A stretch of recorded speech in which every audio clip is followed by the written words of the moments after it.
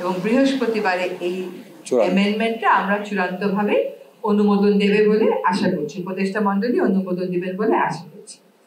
আমাদের এই ধর্ষণের বিচারের ক্ষেত্রে বিলম্ব হওয়ার একটা বড় কারণ হচ্ছে পর্যাপ্ত পরিমাণ ডিএনএ ল্যাব না থাকা।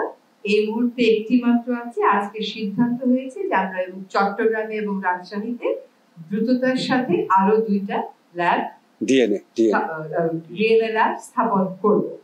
আরেকটা সিদ্ধান্ত হয়েছে যে বিশেষ জুডিশিয়াল সার্ভিস কমিশনের মাধ্যমে দ্রুত কিছু সংখ্যক বিচারক নিয়োগ দেওয়ার প্রক্রিয়া শুরু করা হবে, যাতে করে ধর্ষণ সহ অন্যান্য মামলার বিচার প্রক্রিয়া ত্বরান্বিত করা যায়।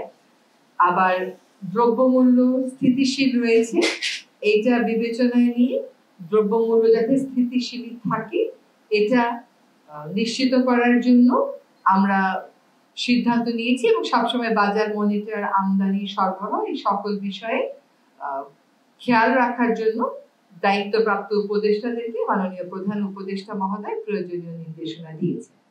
আমরা আরো লক্ষ্য করছি যে বাজার ভাঙার নামে একটা নৈরাজ্য চলছে।